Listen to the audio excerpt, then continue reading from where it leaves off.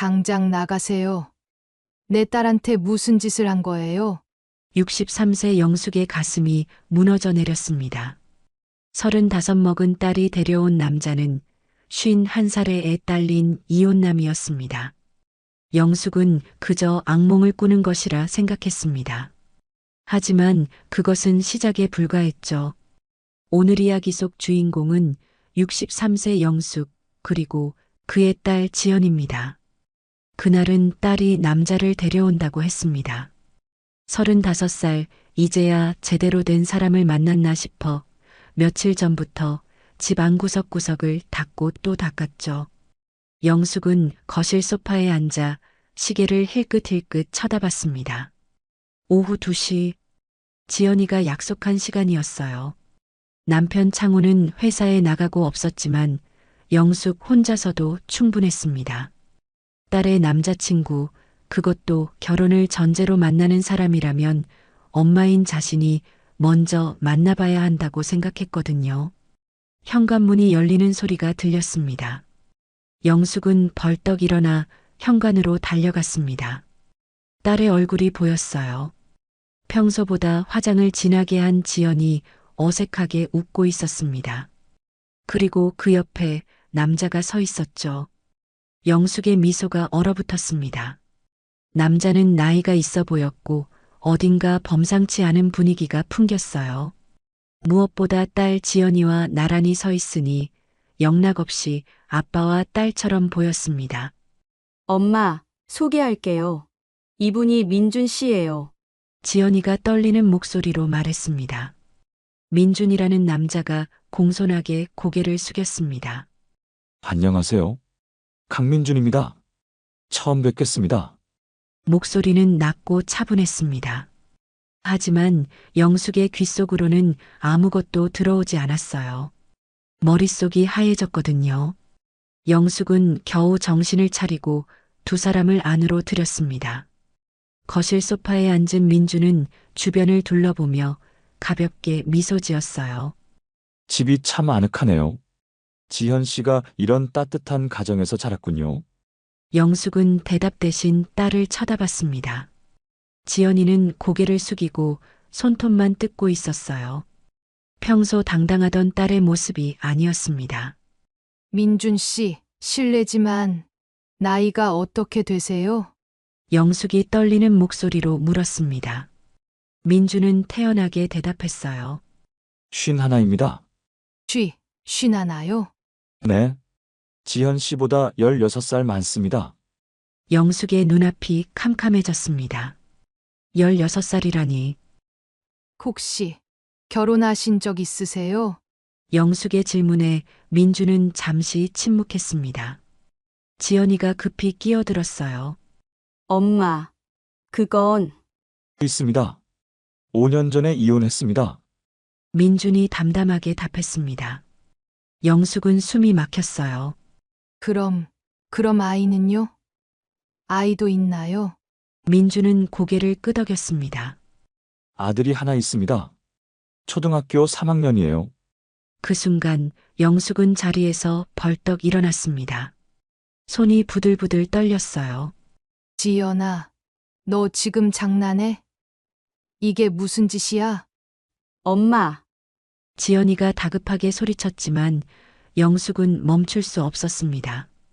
50대에 이혼남에 애까지 있는 남자를 너 정신이 있는 거야, 없는 거야? 어머님, 진정하세요. 제가 설명을... 민준이 차분하게 말을 꺼냈지만 영숙은 손사래를 쳤어요. 설명은 무슨 설명? 당장 나가세요. 내 딸한테 무슨 짓을 한 거예요? 엄마, 그만해. 지연이가 소리를 질렀습니다. 영숙은 딸의 얼굴을 쳐다봤어요. 지연이의 눈에 눈물이 그렁그렁 맺혀 있었습니다. 나 민준 씨 좋아해. 나이도, 이혼한 것도, 아이가 있는 것도 다 알아. 그래도 좋아한다고. 영숙은 헛웃음이 나왔습니다. 좋아한다고? 너 그게 사랑인 줄 알아? 그럼 뭔데? 엄마는 사랑이 뭔지 알아? 지연이의 목소리가 날카로웠습니다. 영숙은 말문이 막혔어요. 민주는 여전히 침착한 표정으로 앉아 있었습니다. 그 모습이 영숙에게는 더 불쾌했어요. 마치 이 모든 상황을 예상하고 있었다는 듯한 태도였거든요.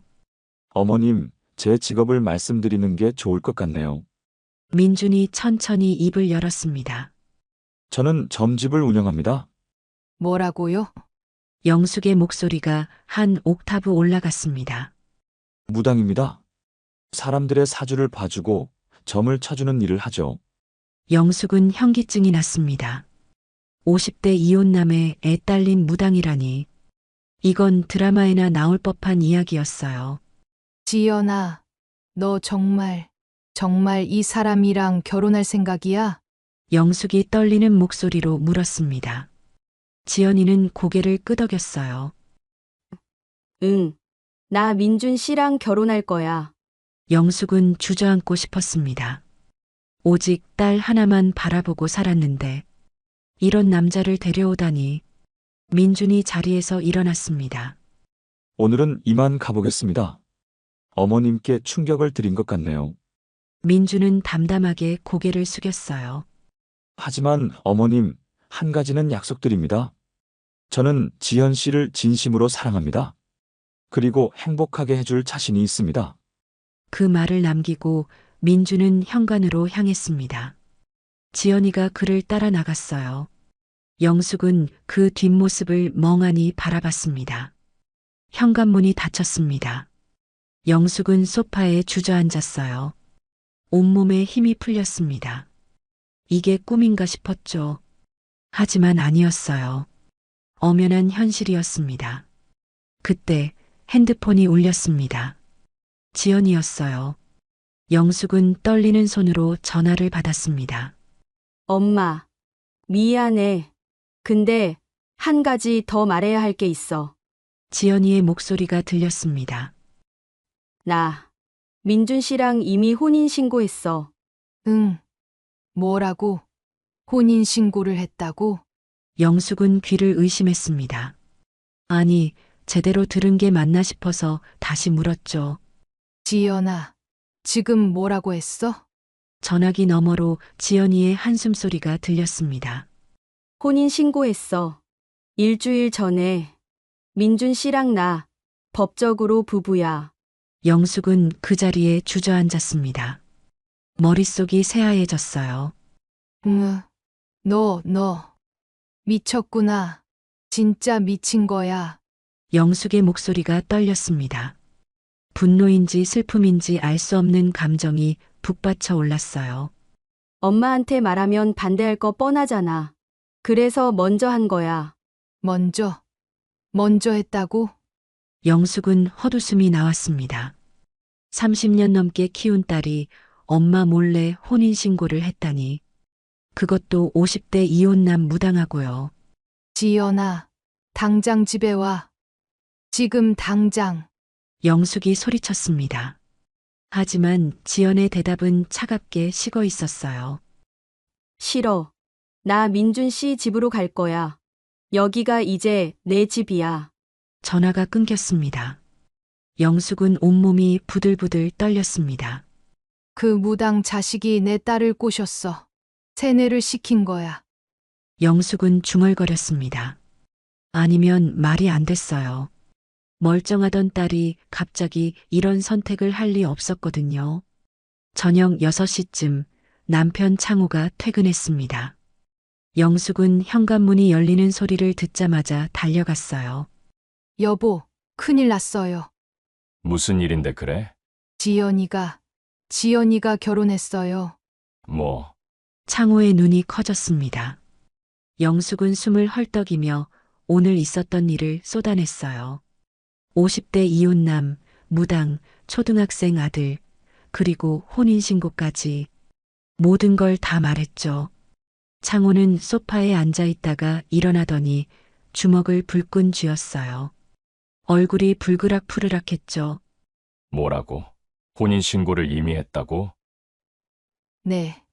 몰래 혼인신고까지 했대요. 우리한테는 한마디 상의도 없이. 창호는 평소 화를 안 내는 사람이었지만 지금은 달랐습니다. 온몸에서 분노가 뿜어져 나왔어요.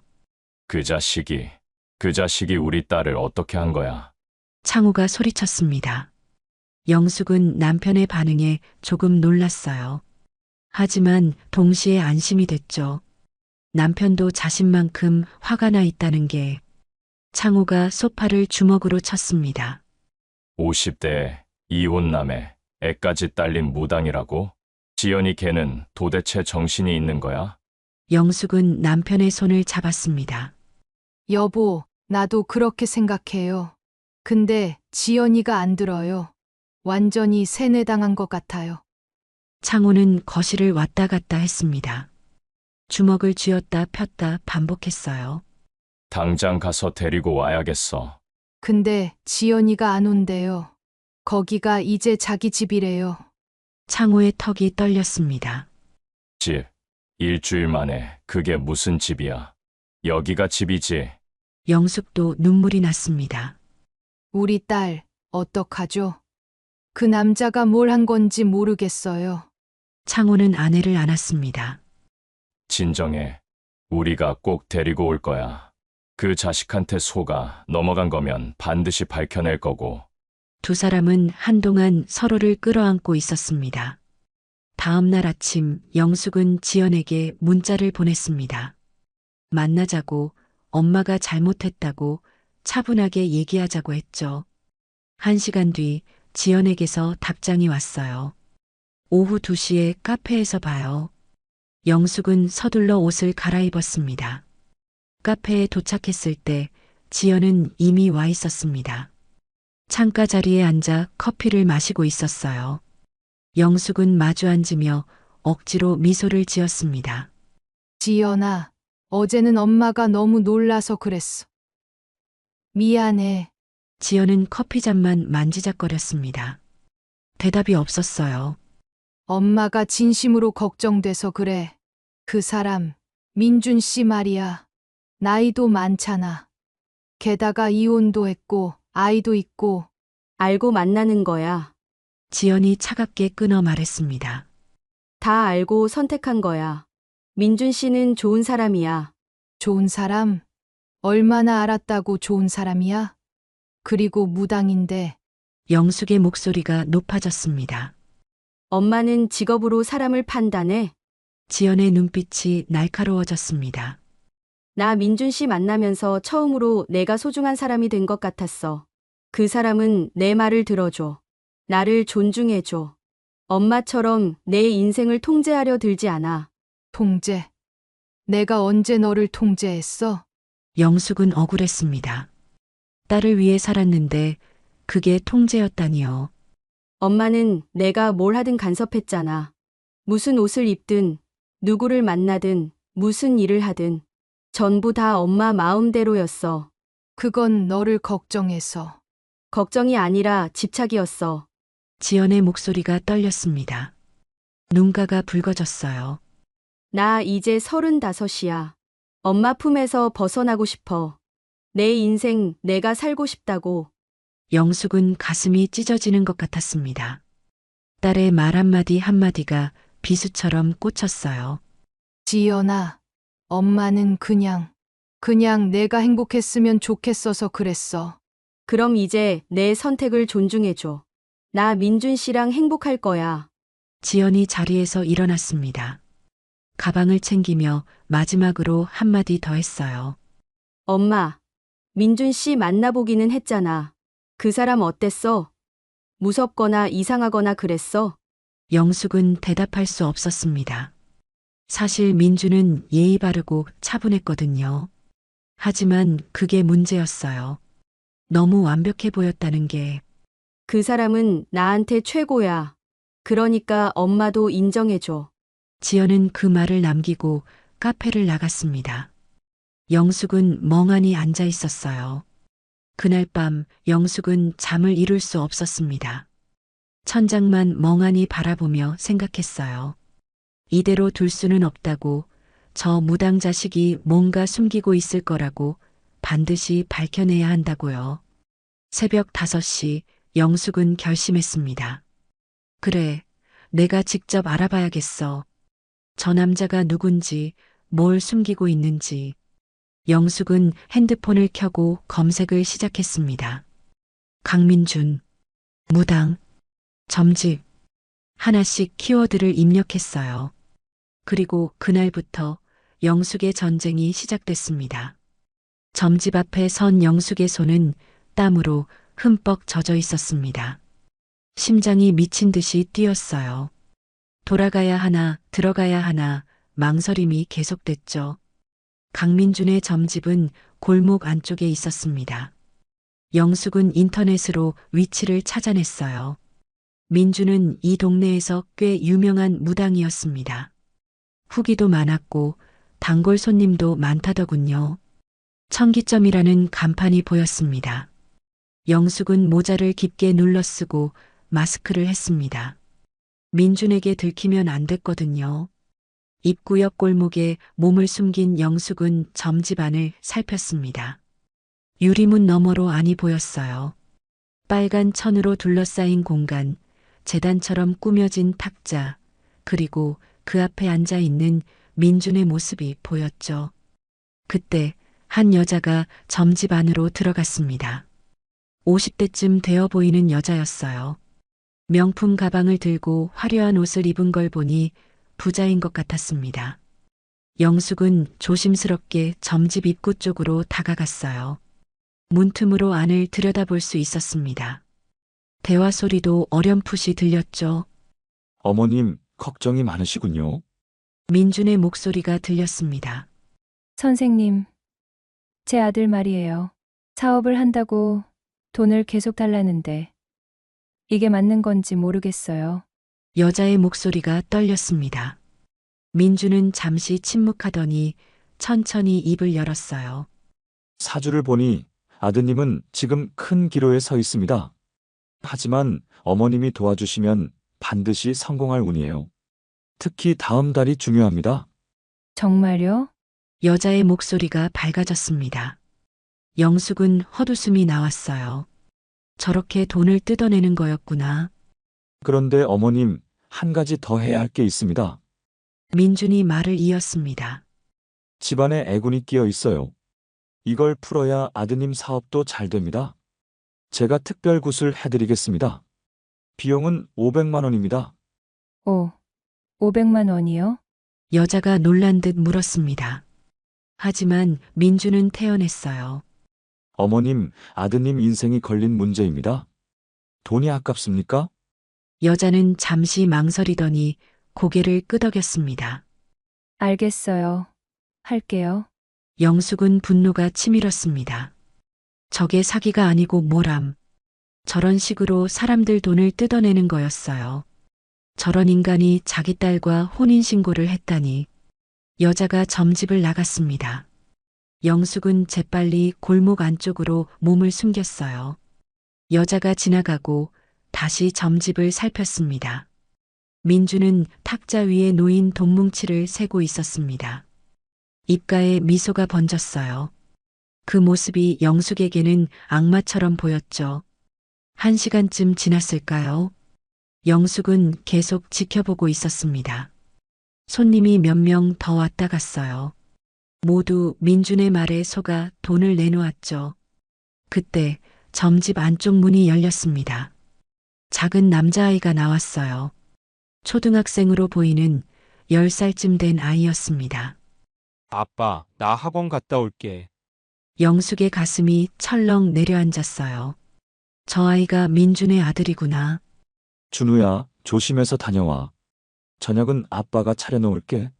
민준이 다정하게 말했습니다. 아이는 고개를 끄덕이고 점집을 나갔어요. 영숙은 준우의 뒷모습을 멍하니 바라봤습니다. 저렇게 어린아이가 있는데 지연이는 어떻게 하려고 그러는지. 새엄마가 된다는 게 얼마나 힘든 일인데 말이죠. 영숙은 더 이상 참을 수 없었습니다. 그녀는 마스크를 벗고 점집 안으로 들어갔어요. 민주는 탁자를 정리하다가 영숙을 보고 놀란 표정을 지었습니다. 어머님, 어떻게? 영숙은 민준 앞에 섰습니다. 눈빛이 날카로웠어요. 다 봤어요. 당신이 사람들한테 무슨 짓을 하는지 돈을 뜯어내는 거 다 봤다고요. 민주는 당황한 기색 없이 의자를 권했습니다. 앉으시죠. 오해가 있으신 것 같은데요. 오해라고요? 영숙의 목소리가 떨렸습니다. 아까 그 여자한테 500만 원을 받아냈잖아요. 아들 사업 잘 된다고, 애군 풀어준다고. 그게 다 거짓말 아니에요? 민주는 차분하게 대답했습니다. 어머님, 저는 제 일을 하는 겁니다. 사람들이 원해서 오는 거예요. 강요한 적 없습니다. 사람들 불안 조장해서 돈 뜯어내는 게 일이에요. 그건 어머님 생각이고요. 민준의 목소리에는 흔들림이 없었습니다. 오히려 영숙을 뚫어지게 쳐다봤어요. 어머님은 제가 지연이를 돈 때문에 만난다고 생각하시나 봅니다. 당연하죠. 우리 딸이 대기업 다니는 거 알잖아요. 연봉도 괜찮고, 당신이 노린 거 아니에요? 민주는 한숨을 쉬었습니다. 지연이의 연봉 같은 건 중요하지 않습니다. 저는 지연이 자체가 좋아서 만나는 거예요. 거짓말. 그리고 아이는요? 아까 나간 그 아이. 우리 지연이가 그 아이 엄마 노릇할 거라고 생각해요? 민준의 얼굴이 굳었습니다. 준우는 제 아들입니다. 그리고 지연이는 준우를 이미 만났습니다. 잘 지내고 있어요. 영숙은 어이가 없었습니다. 우리 딸을 세뇌시켰죠. 당신이 뭘 한 거예요? 세뇌요? 민준이 피식 웃었습니다. 그 웃음이 영숙을 더욱 화나게 만들었어요. 저는 지연이를 세뇌한 적 없습니다. 사랑할 뿐이죠. 어머님이야말로 딸을 통제하려고만 하시잖아요. 통제라니. 영숙의 목소리가 커졌습니다. 난 그 애를 위해 산 사람이에요. 당신 같은 인간한테 내 딸을 넘길 순 없어요. 민주는 자리에서 일어났습니다. 표정이 차갑게 식었어요. 어머님, 이미 늦었습니다. 지연이와 저는 법적으로 부부예요. 어머님이 뭘 하시든 상관없어요. 그 말을 남기고 민주는 안쪽 방으로 들어가 버렸습니다. 영숙은 그 자리에 멍하니 서 있었어요. 점집을 나서는 영숙의 손은 주먹으로 꽉 쥐어져 있었습니다. 온몸이 부들부들 떨렸죠. 절대 안 돼. 저런 인간한테 내 딸을 빼앗길 순 없어.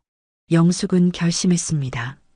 저 남자의 정체를 밝혀내겠다고, 반드시 딸을 구해내겠다고요.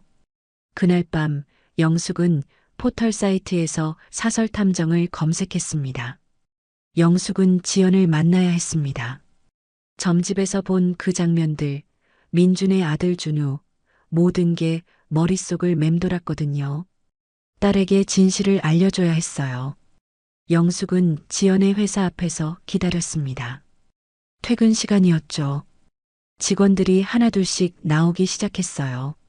그리고 마침내 지연의 모습이 보였습니다. 지연아, 영숙이 다가가며 불렀습니다. 지연은 엄마를 보자 표정이 굳었어요. 엄마, 왜 여기 와? 너 만나러 왔지. 할 얘기가 있어. 지연은 한숨을 쉬었습니다. 나 바빠. 민준 씨가 저녁 준비하고 기다린다고. 잠깐만, 10분만. 영숙이 다급하게 지연의 팔을 붙잡았습니다. 지연은 귀찮다는 듯 엄마를 따라갔어요. 근처 커피숍으로 들어갔죠. 둘은 마주 앉았습니다. 영숙은 커피도 시키지 않고 바로 말을 꺼냈어요. 지연아, 나 어제 민준 씨 점집에 갔다 왔어. 지연의 눈빛이 날카로워졌습니다. 뭐라고? 왜? 내 딸이 어떤 남자랑 결혼했는지 확인해야지. 영숙의 목소리가 떨렸습니다. 나 다 봤어. 민준 씨가 사람들한테 무슨 짓 하는지 500만 원, 300만 원씩 받아내더라. 애군 풀어준다고, 사업 잘 된다고 거짓말하면서 말이야. 지연은 무표정했습니다. 그게 민준 씨 일이잖아. 일. 그게 일이야? 사기지. 엄마는 무당이 뭔지도 몰라. 지연이 차갑게 말했습니다. 민준 씨는 사람들한테 위로를 주는 거야. 불안한 사람들을 안심시켜주고 희망을 주는 거라고. 희망. 거짓으로? 영숙은 어이가 없었습니다. 그리고 말이야. 준우. 그 아이 만났어? 지연의 표정이 조금 밝아졌습니다. 응, 만났지. 준우 정말 착해. 똑똑하고. 영숙은 헛웃음이 나왔어요. 착하고 똑똑하면 뭐해? 넌 35이야. 그 나이에 초등학생 애 엄마 되는 게 정상이야? 나 준우 좋아해. 그리고 준우도 나 좋아해. 지연아, 정신 차려. 영숙이 테이블을 탁 쳤습니다. 커피잔이 흔들렸어요. 그 남자가 널 세뇌한 거야. 넌 원래 이런 애가 아니었어. 똑똑하고 분별력 있는 애였다고. 지연의 눈빛이 차갑게 식었습니다. 엄마가 생각하는 똑똑함이 뭔데? 엄마 말 잘 듣는 게 똑똑한 거야? 그게 무슨 소리야? 난 평생 엄마가 원하는 대로 살았어. 지연의 목소리가 떨렸습니다. 좋은 대학 가라고 해서 갔어. 대기업 들어가라고 해서 들어갔어. 연애도 엄마 눈치 보면서 했어. 그런데 이제는 내가 선택하고 싶어. 내 인생은 내가 살고 싶다고. 영숙은 가슴이 답답했습니다. 난 내가 잘 되길 바래서 그런 거야. 넌 그걸 몰라? 잘 되는 게 뭔데? 지연이 반문했습니다. 엄마가 생각하는 잘 사는 거. 돈 많이 벌고, 좋은 집 살고, 남들 부러워하는 남편 만나는 거. 그게 다야? 그럼 다가 아니야? 영숙도 목소리를 높였어요. 지연은 고개를 저었습니다. 난 민준 씨 만나면서 처음으로 편해졌어. 그 사람은 날 있는 그대로 받아들여줘. 내가 대기업 다니든 말든, 돈을 얼마 벌든 말든, 그냥 나를 사랑해줘. 그건 지금이고. 나중에는 달라질 거야. 영숙이 소리쳤습니다. 그 남자 목적이 뭔지 모르겠어. 돈이야, 돈. 내가 버는 돈이 필요한 거라고. 지연은 자리에서 일어났습니다. 엄마, 그만해. 난 엄마 말 안 들을 거야. 이번만큼은 내 선택이야. 지연아, 영숙도 벌떡 일어났습니다. 하지만 지연은 돌아보지 않고 커피숍을 나갔어요. 영숙은 다시 주저앉았습니다. 온몸에서 힘이 빠져나갔어요. 딸이 점점 멀어지고 있었습니다. 그날 저녁 집으로 돌아온 영숙은 남편 창호에게 모든 걸 털어놨어요. 점집에서 본 것, 지연과의 대화, 모든 게 실패했다는 것까지. 창호는 소파에 앉아 주먹을 불끈 쥐었습니다. 그 자식이 정말 내가 직접 만나봐야겠어. 그런데 지연이가 벌써 그 남자 아들까지 만났대요. 준우라고 초등학교 3학년이래요. 창호는 한숨을 길게 내쉬었습니다. 당신 말이 맞았어. 그 자식이 지연이를 완전히 세뇌시킨 거야. 안 그러면 우리 딸이 그렇게 변할 리가 없어. 그렇죠. 나만 그렇게 생각한 게 아니었죠. 영숙의 목소리가 떨렸습니다. 우리가 뭐라도 해야 해. 이대로 둘 순 없어. 나 사설 탐정 알아봤어요. 창호가 고개를 돌렸습니다. 사설 탐정? 네. 민준이란 작자 과거를 파헤치려고요. 이혼 사유도 알아보고 전처가 어디 있는지도 찾아보려고요. 혹시 뭔가 숨기고 있을지도 모르잖아요. 창호는 잠시 생각하더니 고개를 끄덕였습니다. 좋아. 그렇게 하자. 얼마나 한대? 300만 원이래요. 우리 딸 구하는데 돈이 문제야? 내일 당장 계약하고 와. 영숙은 남편을 꽉 껴안았습니다. 그날 밤 부부는 오랜만에 같은 편이 된 것 같았습니다. 지연을 되찾기 위해 민준으로부터 딸을 구하기 위해 둘은 한마음이 됐죠. 다음 날 오전 영숙은 사설탐정 사무소를 찾아갔습니다. 어서 오세요. 저는 탐정 박성훈입니다. 남자가 악수를 청했습니다. 영숙은 떨리는 손으로 악수를 받았어요. 앉으세요. 말씀하신 건 사위 신원 조사라고 하셨죠? 네. 제 딸이 이상한 남자랑 혼인 신고를 했어요. 영숙은 목이 메었습니다. 민준에 대해 설명했어요. 나이, 직업, 이혼 경력, 아들까지 모든 걸 다 말했죠. 박성우는 메모를 하며 고개를 끄덕였습니다. 알겠습니다. 조사 기간은 보통 2주 정도 걸립니다. 비용은 300만 원입니다. 전처 찾는 것까지 포함하면 그 정도는 생각하셔야 합니다. 괜찮으시겠습니까? 좋아요. 잘 부탁드립니다.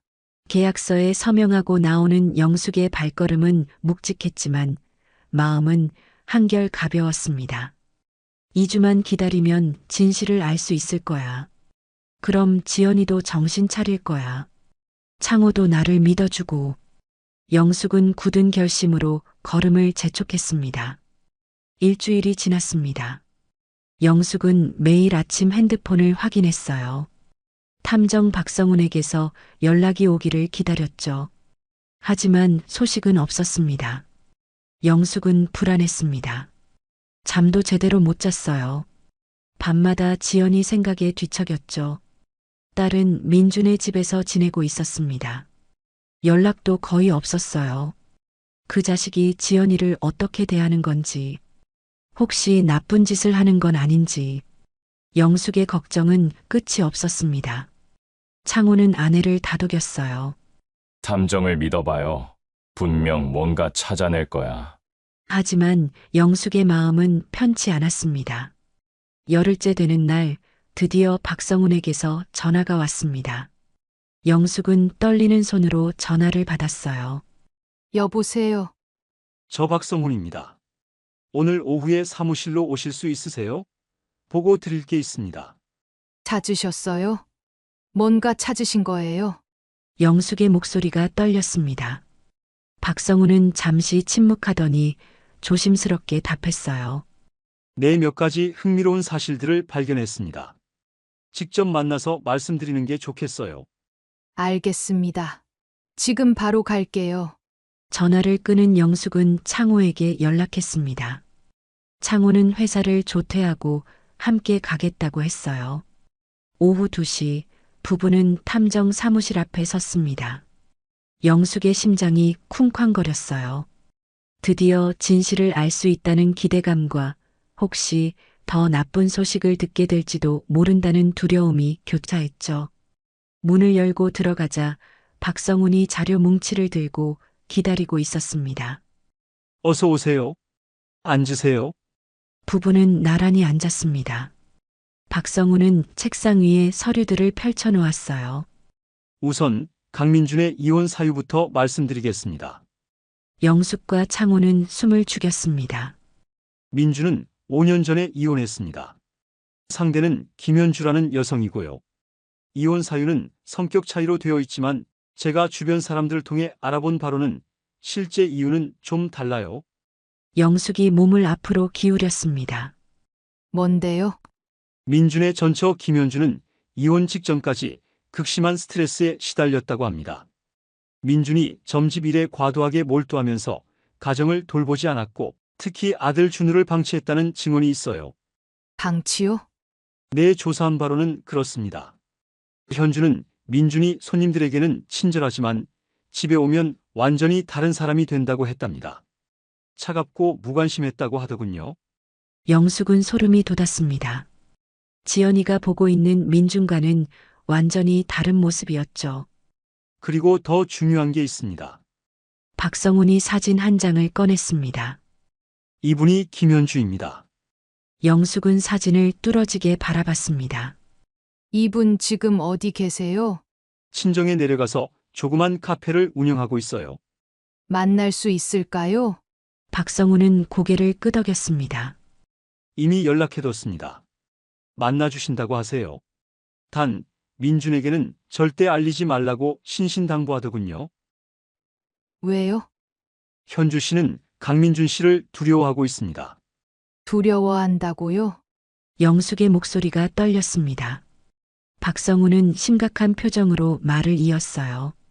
현주 씨 말로는 강민준 씨가 이혼 과정에서 심리적으로 압박했다고 합니다. 점을 봐주는 능력을 이용해서 현주 씨를 불안하게 만들었고 결국 아들 양육권도 포기하고 도망치듯 집을 나왔다고 해요.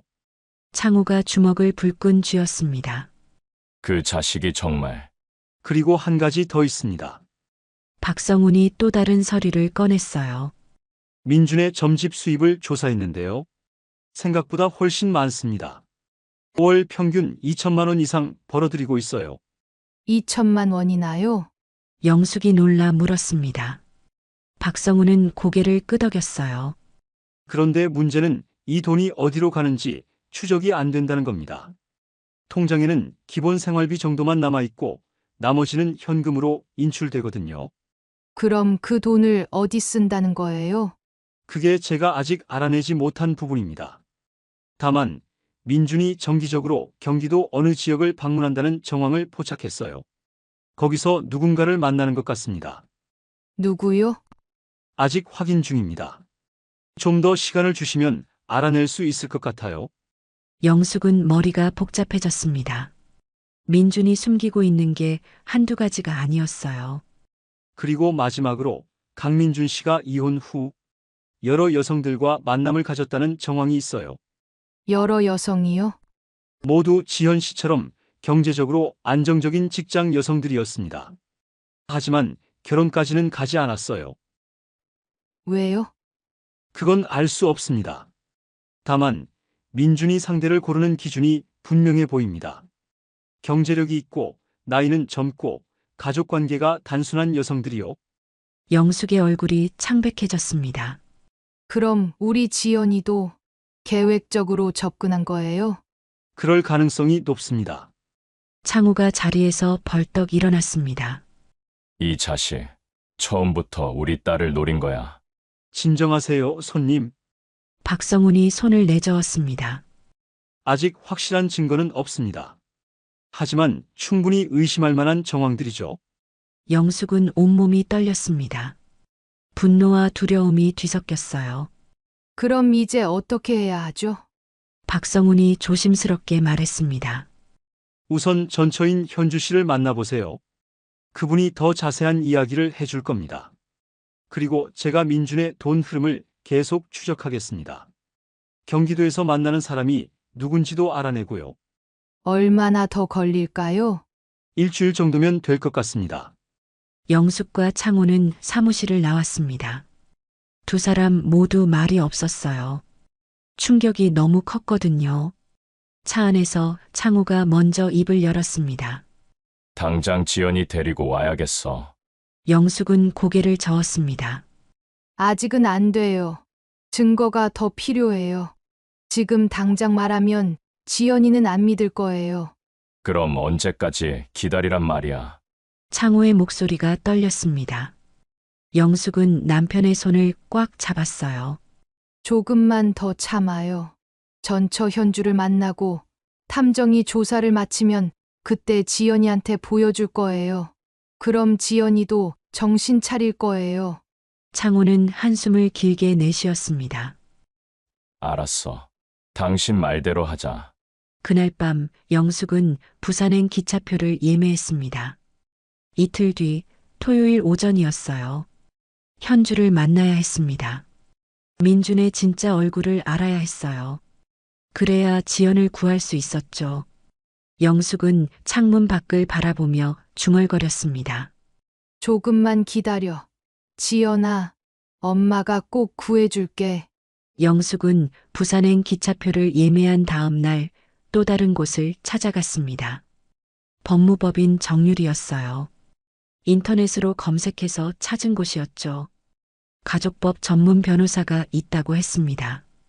영숙은 접수처에서 이름을 말하고 대기실에 앉았어요. 떨리는 마음으로 순서를 기다렸죠. 30분쯤 지났을까요? 한 여자 변호사가 나타났습니다. 40대 초반으로 보이는 단정한 인상의 여성이었어요. 이영숙 씨 맞으시죠? 저는 변호사 최은주입니다. 영숙은 일어나 인사했습니다. 어떤 일로 오셨는지 말씀해 주세요. 영숙은 숨을 깊게 들이마셨습니다. 그리고 차근차근 설명했어요. 딸이 50대 이혼남 무당과 결혼한 것, 엄마 몰래 혼인신고를 한 것, 사설탐정을 통해 알아낸 민준의 수상한 과거까지 모든 걸 털어놨죠. 최은주는 메모를 하며 고개를 끄덕였습니다. 딸분 나이가 어떻게 되시죠? 35입니다. 그럼 성인이시네요. 최은주의 표정이 조금 굳어졌습니다. 네. 그게 문제인가요? 솔직히 말씀드리면 쉽지 않습니다. 최은주가 펜을 내려놓았어요. 성인이 자발적으로 혼인신고를 했다면 법적으로 무효화하기가 매우 어렵습니다. 영숙의 얼굴이 창백해졌습니다. 하지만 그 남자가 우리 딸을 속인 거예요. 계획적으로 접근했다고요. 그걸 입증할 수 있으세요? 최은주가 조심스럽게 물었습니다. 사설탐정이 조사 중이에요. 전처도 만날 거고요. 좋습니다. 하지만 법적으로 혼인 무효를 주장하려면 몇 가지 사유가 필요합니다. 최은주가 설명을 시작했어요. 첫째, 사기나 강박에 의한 혼인이었는지. 둘째, 혼인 의사가 진정하지 않았는지. 셋째, 중혼이거나 근친혼인지 등입니다. 말씀하신 내용으로는 이 중 어느 것에도 해당하지 않을 것 같은데요. 그럼 방법이 없단 말이에요. 영숙의 목소리가 떨렸습니다. 혼인 무효는 어렵지만 이혼 소송은 가능합니다. 다만 이것도 당사자인 딸분이 원해야 하고요. 우리 딸은 지금 세뇌당한 상태예요. 그 남자가 무당이라고요. 점을 본다면서 딸을 조종한 거예요. 최은주는 난처한 표정을 지었습니다. 법은 성인의 자유의사를 존중합니다. 딸분이 스스로 선택했다면 부모님이 강제로 막을 수 없어요. 영숙은 주먹을 쥐었습니다. 손톱이 손바닥에 파고들었어요. 그럼 사기 혐의는요? 민준이란 작자가 여러 여자들을 만났대요. 우리 딸도 계획적으로 접근했을 가능성이 있고요. 그 정황만으로는 부족합니다. 실제로 금전 사기가 발생했다거나 명백한 기망 행위가 있었다는 증거가 필요해요. 영숙은 절망감이 밀려왔습니다. 그럼 정말 방법이 없나요? 최은주는 잠시 생각하더니 입을 열었어요. 한 가지 방법이 있긴 합니다. 만약 민준 씨가 혼인 신고 당시 딸분에게 중요한 사실을 숨겼다면 그걸 근거로 혼인 취소를 주장할 수 있어요. 중요한 사실이요?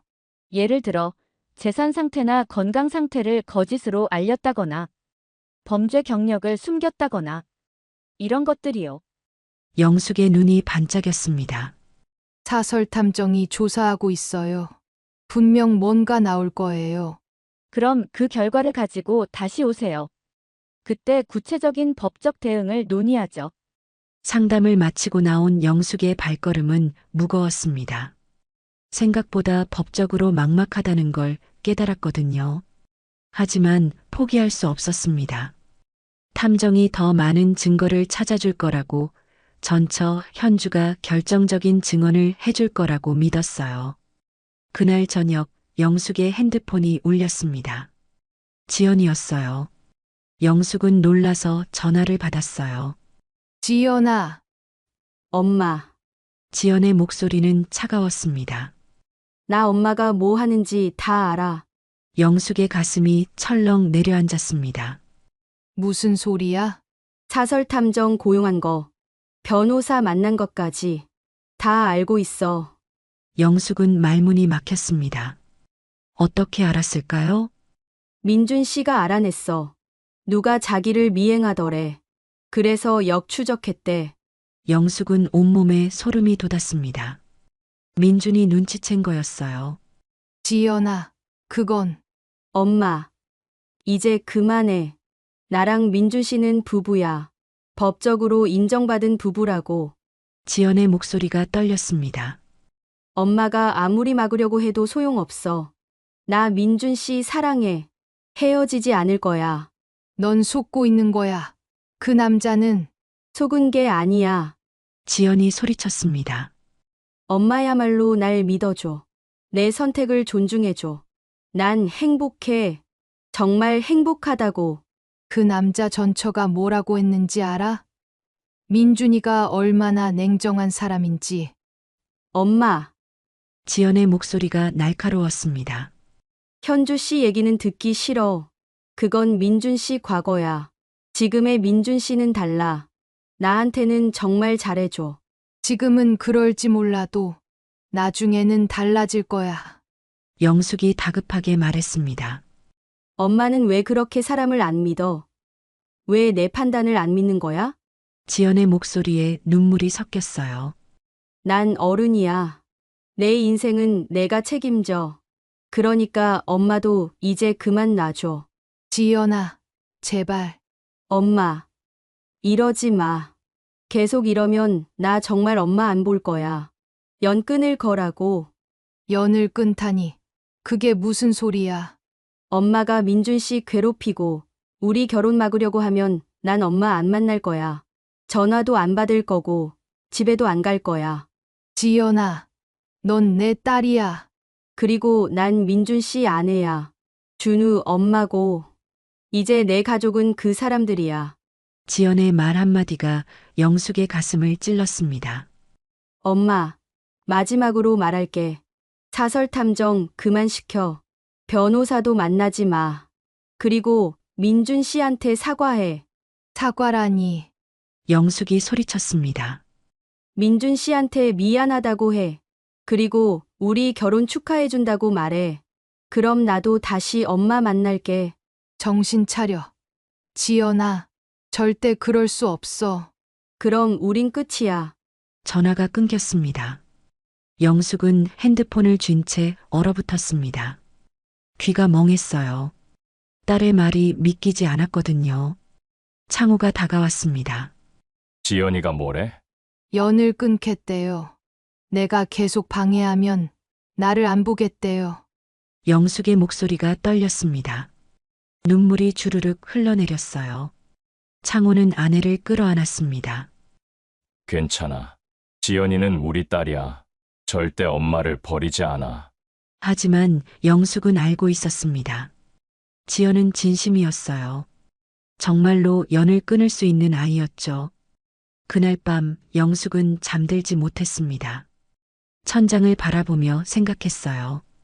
이대로 물러설 수는 없다고, 하지만 딸을 잃을 수도 없다고. 딜레마였습니다. 그리고 영숙은 결심했습니다. 더 조심스럽게, 더 은밀하게 움직이기로요. 지연이 모르게, 민준도 눈치채지 못하게. 증거를 확보해서 결정적인 순간에 모든 걸 밝히기로 했죠. 영숙은 핸드폰을 들고 탐정 박성훈에게 문자를 보냈습니다. 더 조심해 주세요. 들키면 안 됩니다. 그리고 확실한 증거를 찾아주세요. 제발. 토요일 아침 일찍 영숙은 서울역으로 향했습니다. 창호는 함께 가겠다고 했지만 영숙이 말렸어요. 현주가 한 사람만 만나고 싶다고 했거든요. KTX에 몸을 실은 영숙은 창밖을 바라봤습니다. 풍경이 빠르게 지나갔어요. 하지만 영숙의 머릿속은 더 빠르게 돌아갔죠. 현주는 뭘 말해줄까? 민준의 어떤 비밀을 알고 있을까? 3시간 만에 부산역에 도착했습니다. 영숙은 약속 장소로 향했어요. 해운대 근처의 작은 카페였습니다. 카페 문을 열고 들어가자 구석 자리에 앉아 있는 여자가 보였습니다. 사설 탐정이 보내준 사진 속 그 여자, 김현주였어요. 영숙은 다가가 조심스럽게 인사했습니다. 현주 씨 맞으시죠? 저 이영숙입니다. 현주는 고개를 들었습니다. 수척한 얼굴이었어요. 눈가에 그림자가 드리워져 있었죠. 앉으세요. 멀리까지 오시느라 고생하셨어요. 아니에요. 와야 했어요. 우리 딸을 위해서. 영숙의 목소리가 떨렸습니다. 현주는 쓸쓸하게 웃었어요. 딸분, 지연 씨라고 하셨죠? 제 얘기 들으면 충격받으실 거예요. 괜찮아요. 뭐든 말씀해 주세요. 잠시 침묵이 흘렀어요. 그리고 천천히 입을 열었죠. 저는 민준을 10년 전에 만났어요. 처음 만났을 때 민주는 정말 좋은 사람이었어요. 다정하고 배려심 많고 제 말을 잘 들어줬어요. 무당이라는 직업도 처음엔 신기했어요. 신비롭게 느껴졌죠. 그래서 결혼했어요. 그런데요? 결혼하고 1년쯤 지났을 때부터 달라지기 시작했어요. 민주는 점집 일에 과도하게 몰두했어요. 아침부터 밤늦게까지 손님을 받았죠. 집에 와서는 말도 안 하고 저를 쳐다보지도 않았어요. 그게 다예요? 영숙이 조심스럽게 물었습니다. 현주는 고개를 저었어요. 아니요. 더 심한 게 있어요. 현주는 잠시 망설이더니 계속 말했습니다. 민주는 제게 점을 봐줬어요. 그런데 그게 저를 통제하는 수단이 됐죠. 무슨 뜻이에요? 민주는 제가 뭘 하든 점괘를 들먹였어요. 오늘은 외출하면 안 된다. 이 사람은 만나면 안 된다. 그 일은 하면 안 된다. 전부 점 때문이라고 했죠. 영숙은 소름이 돋았습니다. 처음엔 믿었어요. 무당인데 그럴 수도 있겠다 싶었죠. 근데 점점 이상해졌어요. 제 친구들을 못 만나게 하고 친정 가는 것도 막고 심지어 제 통장까지 관리했어요. 통장까지요? 네. 민주는 제 월급 통장을 가져갔어요. 집안 살림 때문이라고 했죠. 근데 나중에 알고 보니 그 돈으로 점집을 확장하고 다른 데 투자한 거였어요. 영숙은 주먹을 불끈 쥐었습니다. 그리고 준우가 태어났어요. 아들을 낳고 나니까 민주는 조금 나아졌어요. 아이에게는 관심을 보였거든요. 그런데 그것도 잠시뿐이었어요. 준우한테는 어땠어요? 현주의 눈에 눈물이 고였습니다. 민주는 준우를 자기 뜻대로 키우려고 했어요. 아이가 겨우 5살인데 무당 수업을 시켰어요. 점 보는 법을 가르치고 주문을 외우게 하고 준우가 싫다고 울어도 강요했죠. 영숙은 가슴이 아팠습니다. 그래서 이혼하신 거예요? 현주는 고개를 끄덕였습니다. 전 더 이상 견딜 수가 없었어요. 민주는 저를 사람 취급 안 했어요. 그냥 돈 벌어오는 기계, 아들 낳아준 도구일 뿐이었죠. 이혼하겠다고 했어요. 그런데요? 민준이 협박했어요. 협박이요? 현주는 몸을 떨었습니다. 이혼하면 당신 부모님이 큰 사고를 당할 거라고, 당신이 평생 불행할 거라고. 저는 겁이 났어요. 영숙은 믿을 수 없었습니다. 그래서 참으셨어요? 한동안은요. 근데 어느 날 민준이 다른 여자와 통화하는 걸 들었어요. 부드러운 목소리로 얘기하더라고요. 나중에 알고 보니 민준은 점집 손님 중 여자들과 자주 연락했어요. 돈 많은 여자들이요. 영숙의 얼굴이 굳었습니다. 민준은 외로운 여자들을 찾아요. 돈 있고 마음 약한 여자들. 점을 봐주면서 접근하고 친밀해지고 그러다 돈을 빼내는 거죠. 지연 씨를 구해야 해요. 민준은 변하지 않아요. 결혼 초반에만 잘해주고 나중엔 완전히 달라져요. 저한테 그랬던 것처럼. 증거가 있나요? 민준이 그런 짓을 했다는 증거요. 현주는 가방에서 봉투 하나를 꺼냈습니다. 여기 있어요. 민준이 다른 여자들한테 보낸 문자 메시지들, 통장 거래 내역, 그리고 제가 녹음한 민준의 협박 음성 파일이요. 영숙은 떨리는 손으로 봉투를 받았습니다. 이걸 왜 지금까지 가지고 계셨어요? 언젠가 필요할 것 같아서요. 민준이 또 다른 피해자를 만들 거라고 생각했거든요. 영숙은 봉투를 꼭 쥐었습니다. 고맙습니다. 정말 고맙습니다. 현주는 쓸쓸하게 웃었어요. 아이를 두고 온 게 제일 후회돼요. 하지만 민준이 양육권을 안 줬어요. 법적으로 싸웠지만 졌어요. 왜요? 민준이 유리한 증거를 많이 만들어뒀거든요. 제가 우울증이 있다는 진단서, 제가 아이를 방치했다는 거짓 증언들. 다 조작이었지만 법원은 민준 편을 들었어요. 영숙은 분노가 치밀었습니다. 지연 씨한테 전해주세요. 민준에게서 빨리 도망치라고. 늦으면 저처럼 돼요. 아무것도 없이 쫓겨나게 될 거예요. 영숙은 고개를 끄덕였습니다. 카페를 나선 영숙은 바로 탐정 박성훈에게 전화했습니다. 박 탐정님, 저예요. 현주 씨 만나고 왔어요. 증거 받았습니다. 잘하셨습니다. 그리고 저도 좋은 소식이 있어요. 박성훈의 목소리가 들렸습니다. 민준이 경기도에서 만나는 사람 정체를 알아냈습니다. 누구예요? 여자가 또 있었습니다. 영숙은 숨이 멎는 것 같았습니다. 뭐라고요? 강민주는 현주 씨와 결혼하기 전 사실혼 관계 여자가 있었습니다. 그것도 2명이나요? 헤어지긴 했는데 그 여자들한테서 돈을 뜯어냈습니다. 지금 경기도에서 만나는 사람은 그 중 1명이에요. 아직도 민준한테 돈을 주고 있더군요. 영숙은 온몸에 소름이 돋았습니다. 이거 완전 사기꾼이잖아요. 그렇습니다. 전화를 끊은 영숙은 KTX를 타고 서울로 돌아왔습니다. 손에는 현주가 준 봉투가 꼭 쥐어져 있었어요. 집에 도착하자 창호가 기다리고 있었습니다. 어땠어? 영숙은 봉투를 내밀었습니다. 다 있어요. 민준의 과거, 사기 전력, 증거 전부요. 창호는 봉투 안에 서류들을 꺼내 읽기 시작했습니다. 얼굴이 점점 굳어졌어요. 이 자식. 완전히 사기꾼이잖아. 그것뿐이 아니에요. 여자가 3명이 있었는데 다 돈을 뜯겼대요. 창호는 주먹으로 탁자를 쳤습니다. 당장 경찰에 신고해야겠어. 아니요. 아직이에요. 영숙이 남편을 말렸습니다. 먼저 지연이한테 보여줘야 해요. 이 증거들을 다 보여주고 민준의 정체를 알려줘야죠. 그 다음에 신고해도 늦지 않아요. 창호는 고개를 끄덕였습니다. 영숙은 결심했습니다. 월요일에 탐정에게서 나머지 자료를 받고 지연을 만나기로요. 그날 밤 영숙은 푹 잤습니다. 마음이 조금 편해졌거든요. 드디어 딸을 구할 방법을 찾았으니까요. 월요일 오전 영숙은 탐정 사무실에서 두툼한 서류 봉투를 받았습니다. 민준의 모든 과거가 담겨 있었어요. 사실혼, 사기, 그리고 수십 명의 여자들에게서 뜯어낸 돈. 증거는 완벽했죠. 영숙은 지연에게 문자를 보냈습니다. 지연아, 엄마가 할 말이 있어.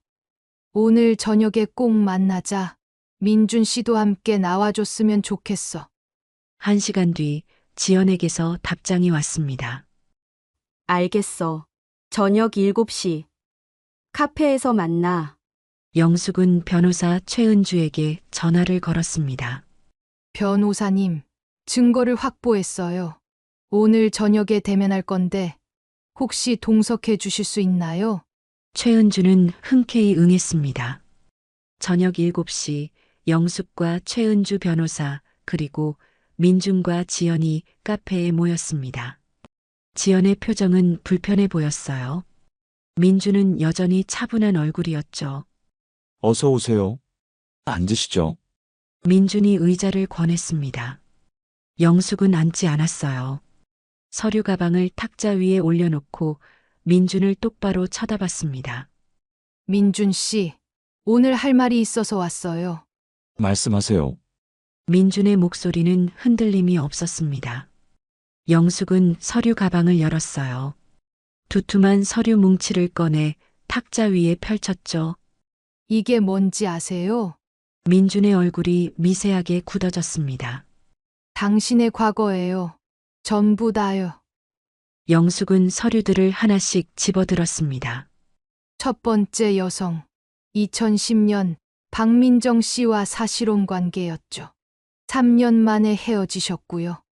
민정 씨한테서 2억 원을 빼냈어요. 점집 확장 명목이었죠. 엄마. 그게 무슨... 지연이 끼어들려 했지만 영숙은 멈추지 않았습니다.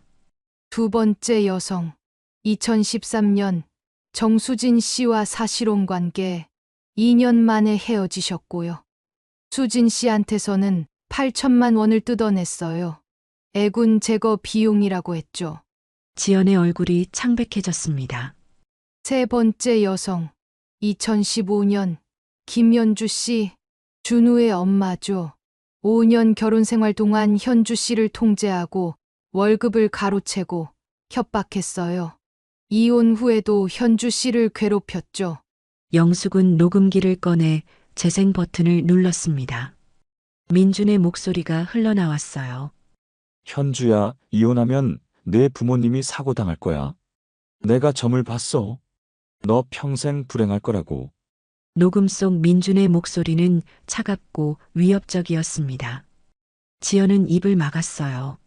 그리고 이건 당신이 지난 5년간 여러 여자들에게서 받은 돈 내역이에요.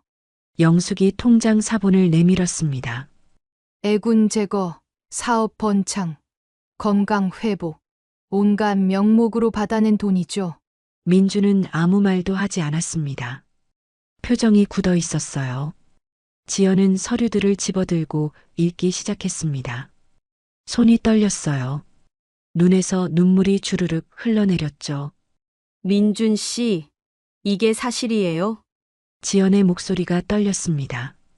민준은 잠시 침묵하다가 입을 열었어요. 지현 씨, 그건 다 과거 일이에요. 지금의 나는 달라요. 과거라고요? 영숙이 비웃었습니다. 지난달에도 경기도에서 예전 연인을 만나 500만 원을 받았잖아요. 이것도 과거예요? 민준의 얼굴이 일그러졌습니다. 그건 개인적인 일이에요. 개인적인 일, 사기죠. 당신은 우리 딸한테도 똑같이 할 작정이었어. 결혼해서 돈 빼먹고, 통제하고, 나중에 버리려고 했던 거야. 아니에요. 민준이 처음으로 목소리를 높였습니다. 지현 씨는 달라요. 진심으로 사랑해요. 사랑이라고요? 최은주 변호사가 나섰습니다. 민준 씨, 저는 변호사 최은주입니다. 여기 있는 증거들로 충분히 사기죄로 고소할 수 있어요. 형사처벌 대상이죠. 민준의 얼굴이 하얗게 질렸습니다. 그리고 지현 씨와의 혼인도 기망에 의한 것으로 볼 수 있습니다. 혼인 무효 소송을 제기하면 승소 가능성이 높아요. 지연은 의자에 주저앉았습니다. 서류들이 바닥에 흩어졌어요. 민준 씨, 나한테도 그럴 거였어요? 나도 이용한 거예요? 지연의 목소리는 절망에 차 있었습니다. 민준은 고개를 숙였어요. 지현 씨, 대답해봐요. 나도 전 여자들처럼 돈만 빼먹고 버릴 생각이었어요. 민준은 입을 열지 못했습니다. 그 침묵이 답이었죠. 지연은 민준을 똑바로 쳐다봤습니다. 눈물이 멈추지 않았어요. 준우는요? 준우한테 잘해준 것도 다 연기였어요? 민준이 고개를 들었습니다. 준우는 진심이에요. 내 아들이에요. 하지만 나는 아니었구나. 지연의 목소리가 차갑게 식었습니다. 민준은 손을 뻗었지만 지연은 뿌리쳤어요. 손대지 마세요. 영숙이 민준 앞에 섰습니다. 민준 씨, 2가지 선택지가 있어요. 하나는 지금 당장 이혼 서류에 서명하고 우리 딸한테서 손 떼는 거. 다른 하나는 경찰에 신고하고 법정에서 보는 거예요. 민준은 주먹을 꽉 쥐었습니다. 입술이 파르르 떨렸어요. 생각할 시간을 주세요. 없어요. 지금 당장 결정하세요. 영숙이 이혼 서류를 내밀었습니다. 이미 준비해 온 것이었죠. 민준은 한동안 서류를 바라봤습니다. 그리고 마침내 펜을 집어들었죠. 서명하는 민준의 손놀림은 느렸습니다. 하지만 결국 이름을 썼어요. 지연도 떨리는 손으로 서명했습니다. 끝났습니다. 최은주 변호사가 서류를 챙겼습니다. 민준 씨, 다시는 내 딸에게 연락하지 마세요. 접근 금지 가처분 신청도 준비되어 있습니다. 민준은 아무 말도 하지 않았습니다. 그저 고개만 숙이고 있었어요. 지연은 비틀거리며 일어났습니다. 영숙이 딸을 부축했어요. 엄마, 지연이 엄마 품에 안겼습니다. 그리고 터져나오는 울음을 참지 못했죠. 영숙도 눈물을 흘렸습니다. 괜찮아. 이제 괜찮아. 차에 탄 지연은 한동안 말이 없었습니다. 창밖만 멍하니 바라봤어요. 지연아, 영숙이 조심스럽게 불렀습니다. 지연은 고개를 돌렸어요. 엄마가 옳았어. 미안해. 지연의 목소리는 잠겨 있었습니다.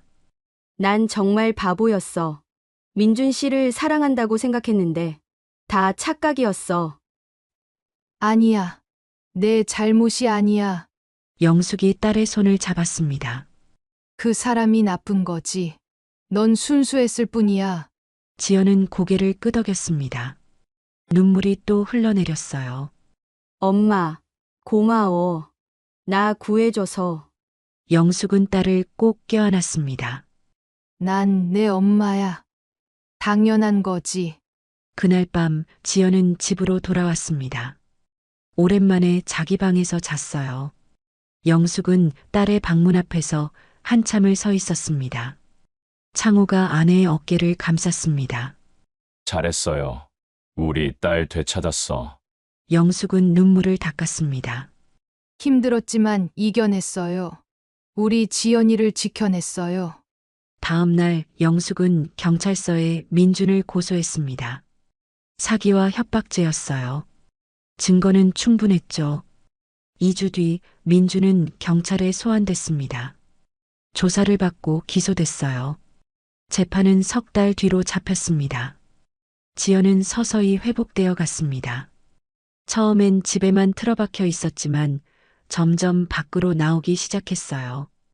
영숙은 딸을 다독이며 함께 시간을 보냈죠. 어느 날 저녁 지연이 거실에서 영숙을 불렀습니다. 엄마, 왜 그래? 나 이제 알 것 같아. 엄마가 왜 그렇게 막으려고 했는지. 영숙은 딸 옆에 앉았습니다. 엄마는 날 통제하려던 게 아니었어. 정말로 걱정했던 거지. 지연의 목소리가 떨렸습니다. 미안해, 엄마. 엄마 말을 안 들어서. 영숙은 딸의 손을 잡았습니다. 됐어. 이제 다 끝났어. 이제 앞만 보자. 두 사람은 서로를 끌어안았습니다.